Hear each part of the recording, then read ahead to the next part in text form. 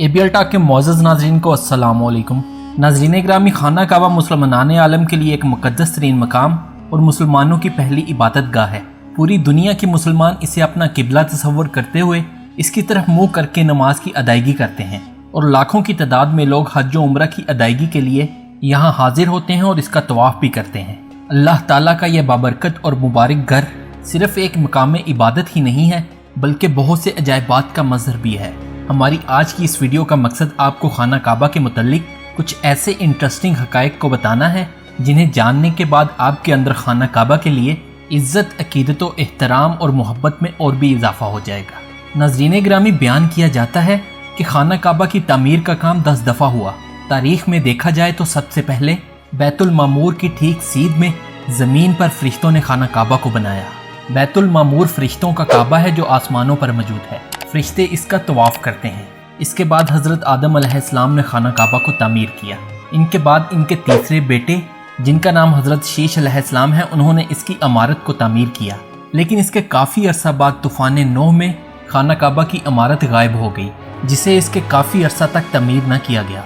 और इसके बाद हज़रत इस्माईल अलैहिस्सलाम और हज़रत इब्राहीम अलैहिस्सलाम ने अल्लाह के हुक्म से खाना काबा की तामीर नए सिरे से की। इनके बाद कौम अमालका के हाथों तामीर खाना काबा की रवायात मिलती हैं। कबीला जरम ने इनके बाद खाना काबा की तामीर की। मज़ीद इसके बाद कुरैश के जद्द अमजद कुसै बिन कलाब ने खाना काबा को तामीर किया। नाज़रीन ग्रामी, इसके बाद खाना काबा की इमारत को सैलाब से बचाने के लिए कुरैश ने इसकी असर नौ तामीर की, जिसमें नबी करीम सल्लल्लाहु अलैहि वसल्लम ने भी शिरकत की। नबी करीम सल्लल्लाहु अलैहि वसल्लम ने अपने शान मुबारक पर पत्थर उठाकर खाना काबा की तामीर में हिस्सा लिया। इसके 82 साल बाद हज़रत अब्दुल्ला बिन ज़ुबैर, जो कि सहाबिया रसूल सल्लल्लाहु अलैहि वसल्लम थे, उन्होंने खाना काबा की इमारत को तामीर किया। इन्होंने खाना काबा को नबी करीम सल्लल्लाहु अलैहि वसल्लम के तजवीज़ करदा नक्शे के मुताबिक हज़रत इब्राहीम अलैहिस्सलाम की तामीर की तर्ज पर मुस्ततील शक्ल में तामीर किया। इसके कुछ अरसा बाद एक जालिम गवर्नर जिसका नाम हजाज बिन यूसुफ था, इसने हज़रत अब्दुल्ला बिन ज़ुबैर को शहीद किया और उनके बनाए गए काबे की इमारत को ढा दिया और इसे दोबारा मकाफ शक्ल में कुरैश के नक्शे के मुताबिक तामीर किया। इसी साख्त की वजह से इसे काबा कहा जाता है और ये आज भी इसी शक्ल में वाक़या है, जिसमें वक्त के साथ साथ ज़रूरत के मुताबिक तामीर और तोसी होती रहती है। नाज़रीन ग्रामी, खाना काबा के गिलाफ का रंग भी मुख्तलिफ अदवार में बदलता रहा है। माजी में खाना काबा को सफ़ेद, सुर्ख और सब्ज़ रंग के गिलाफ़ों के साथ भी ढांपा गया है। अब्बासी खिलाफत के दौर में खाना काबा के गिलाफ को स्याह रंग में बनाया गया, क्योंकि इनके अपने घरों का रंग भी काला था। गिलाफ़े काबा के स्याह रंग की रवायत अब तक चली आ रही है और दौरे हाजिर में गिलाफ़े काबा स्याह रंग की किस्वा पर सोने की तारों की कढ़ाइयों से मज़य्यन नजर आता है। नाज़रीन ग्रामी, खाना काबा का तवाफ़ घड़ी की उल्ट सिमत यानी एंटी क्लॉकवाइज किया जाता है। दौरे हाजिर की साइंसी तहकीक इस बात को साबित करती है कि एंटी क्लॉकवाइज चलने से फासला ना सिर्फ जल्दी ख़त्म हो जाता है, इसके साथ साथ ये इंसानी सेहत पर भी अच्छे असरात मुरतब करता है।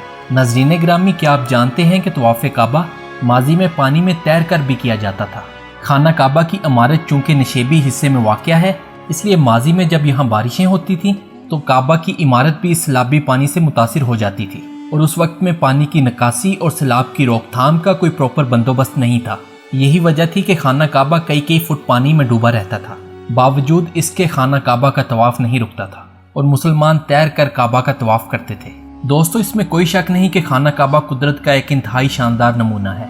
यहाँ सदियों से एक अमल देखने में आ रहा है कि हज के दिनों में एक ख़ास किस्म के कबूतरों का गोल मदीना मुनव्वरा से खाना काबा की तरफ रुख करता है और हज का तमाम टाइम मस्जिद हरम में ही गुजारता है। जैसे ही हज मुकम्मल होता है, ये कबूतर भी मदीना मुनव्वरा वापस चले जाते हैं। नाज़रीन ग्रामी, ये भी सुनने में आया है कि ये कबूतर उसी कबूतर की नस्ल से ताल्लुक़ रखते हैं जिसे तूफ़ान के बाद हज़रत नूह अलैहिस्सलाम ने खुश्की का पता लगाने के लिए भेजा था। जबकि सुनने में ये भी आता है कि जब नबी करीम सल्लल्लाहु अलैहि वसल्लम ने मदीना की तरफ हिजरत की और आपने गारे सौर में क़याम किया, तो जिस कबूतरी ने गार में घोंसला बनाकर उसमें अंडे दिए थे, इन कबूतरों का ताल्लुक़ उस नस्ल से है। इस कबूतरी के इस घोंसले और अंडे को देखकर मक्का के कुफार बिना गार की तलाशी लिए ही वापस चले गए थे। इन्हीं हवालों के बायस इन कबूतरों को मुकद्दस और बड़ा मुतबरक समझा जाता है। दोस्तों, खाना काबा की बरकत से अल्लाह ताला ने आबे ज़मज़म पानी का ऐसा कुआं भी अता किया है जिसका पानी दुनिया के तमाम पानियों से बेहतर और बीमारियों के लिए शिफा का बायस भी बनता है और साइंस ने भी इस चीज़ को साबित किया है। اور یہ کنواں صدیوں سے وافر مقدار میں پانی فراہم کر رہا ہے اور اس کا مرکز بھی آج تک دریافت نہیں ہو سکا۔ ایک اور حیرت کی بات یہ کہ دنیا کے تمام پانیوں کے برعکس آب زمزم ایسا پانی ہے جس سے کرنٹ نہیں گزر سکتا۔ اللہ کی قدرت سے اس میں ایسی خصوصیات پائی جاتی ہیں کہ یہ بجلی کے ایٹمز کو روک دیتا ہے اور کرنٹ اس سے گزر نہیں سکتا۔ دوستو، سائنسی ریسرچ اس نتیجے پر بھی پہنچی ہے کہ خانہ کعبہ دنیا کے عین درمیان یعنی دنیا کے وسط میں واقع ہے، اور اگر کسی بھی سائٹ سے زمین کی پیمائش کی جائے اور وسط میں پہنچا جائے تو بالکل درمیان میں خانہ کعبہ موجود ہے۔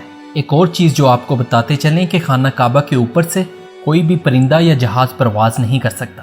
یہ حقیقت ہے کہ خانہ کعبہ کے اوپر سے پرواز کرنا ممکن نہیں۔ پہلے تو اس کی سائنسی وجہ پر بات کرتے ہیں۔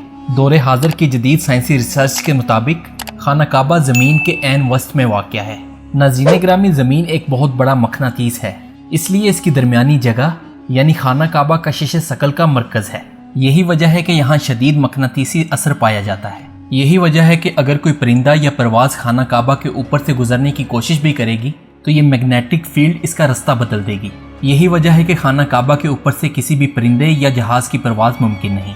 ناظرین گرامی، سعودی حکومت نے خود بھی اس مقدس مقام کو نو فلائی زون قرار دیا ہے، یعنی دنیا کی کسی بھی پرواز کو اس کے اوپر سے گزرنے کی اجازت نہیں۔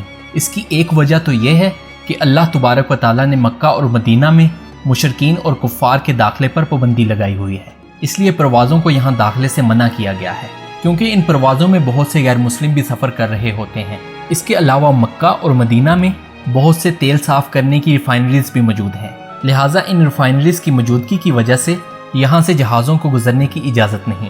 اس کی ایک وجہ یہ کہ اگر خدا نخواستہ کوئی جہاز وہاں کریش ہوتا ہے تو یہ ایک بڑے خوفناک حادثے کا باعث بن سکتا ہے، جس کی وجہ سے لاکھوں لوگوں کی زندگیاں خطرے میں پڑ سکتی ہیں۔ اور اس کے ساتھ ساتھ سب سے اہم بات یہ، مکہ مکرمہ ایک مقدس مقام ہونے کے ساتھ ساتھ ایک ہائی پروفائل جگہ بھی ہے، اور سیکیورٹی کی ضرورتوں کو پیش نظر رکھتے ہوئے ان جہازوں کو خانہ کعبہ کی حدود میں آنے کی اجازت نہیں دی گئی کہ کوئی شر پسند عناصر یا دہشت گرد تنظیم خدا نخواستہ کسی جہاز کو ہائی جیک کر کے اسے خانہ کعبہ کے نزدیک لا کر ٹکرا نہ دے یا دھماکہ خیز مواد یہاں نہ گرا دے۔ انہی ضروریات کے پیش نظر سعودی حکومت نے یہ وارننگ دی ہوئی ہے کہ اگر کوئی جہاز خانہ کعبہ کے قریب سے گزرتا بھی ہے تو اسے تباہ کر دیا جائے گا۔ ناظرین گرامی، خانہ کعبہ ایک بابرکت اور پرسکون مقام ہے۔ اگر ہوائی جہاز اس کے پاس سے گزریں گے تو اس کا شور اور تیز آواز لوگوں کی عبادت میں خلل پیدا کر سکتی ہے۔ دوستو، آپ کو ایک اور دلچسپ بات بتا دیں کہ کعبہ سے جو روشنی نکلتی ہے وہ بنا رکاوٹ کے 7ویں آسمان پر واقع بیت المعمور تک پہنچتی ہے، جو کہ فرشتوں کا خانہ کعبہ ہے۔ روزانہ 70,000 نئے فرشتوں کا ایک دستہ اس کا طواف کرتا ہے۔ ناظرین گرامی، خانہ کعبہ کے عجائبات اتنے زیادہ ہیں کہ ایک چھوٹی سی ویڈیو میں انہیں بیان کرنا ممکن نہیں۔ اس ویڈیو کے اختتام پر ہماری اللہ سے دعا ہے کہ وہ اس مقدس مقام کے صدقے ہم سب کو بار بار اس مقدس مقام کی زیارت کرنے کی توفیق عطا فرمائے، اور ہمیں یہ سعادت عطا فرمائے کہ ہم نبی کریم صلی اللہ علیہ وآلہ وسلم کے روضے کے سامنے کھڑے ہو کر درود اسلام کا نذرانہ پیش کر سکیں۔ آمین۔ اور اگر آپ کے دل کی بھی یہی دعا ہے تو کمنٹ سیکشن میں آمین لکھنا مت بھولیے، اور اگر آپ کو ہماری یہ ویڈیو اچھی لگی تو اس ویڈیو کو لائک کر کے فیس بک اور واٹس ایپ کے ذریعے اپنے دوستوں اور عزیز و اقارب تک بھی پہنچائیے، اور اگر ابھی تک آپ نے ہمارے چینل کو سبسکرائب نہیں کیا تو ریڈ سبسکرائب کے بٹن پر کلک کر کے اور بیل آئیکن کو پریس کر کے ABL ٹاک کے سبسکرائبر ضرور بنیے، تاکہ ایسی علمی، ادبی اور اسلامی ویڈیوز کے تسلسل کو برقرار رکھا جا سکے، اور جب بھی ہماری کوئی نئی ویڈیو اپلوڈ ہو تو آپ کو اس کا نوٹیفیکیشن پہنچ جائے۔ بہت جلد ایک اور انفارمیٹیو سیشن میں آپ سے دوبارہ ملاقات ہوگی، تب تک کے لیے اپنا اور ارد گرد کے لوگوں کا خیال رکھیے اور جڑے رہیے ABL ٹاک کے ساتھ۔ اللہ حافظ۔